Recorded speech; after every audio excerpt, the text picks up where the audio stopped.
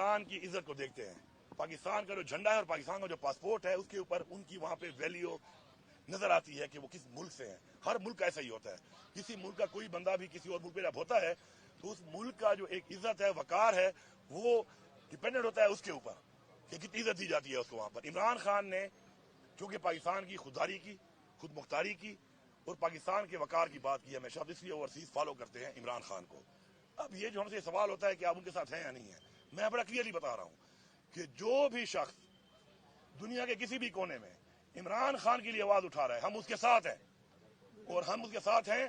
اور اگر یہ سمجھتے ہیں کہ ان کا ساتھ دینے سے ان کو تکلیف ہوتی ہے تو اللہ کرے ان کو اور تکلیف پہنچے. ہم پہنچانا چاہتے ہیں تکلیف, ان کو پہنچنی چاہیے تکلیف ان کو. میں سب کو پیغام دے رہا ہوں یہاں سے, ہم آپ کے ساتھ ہیں.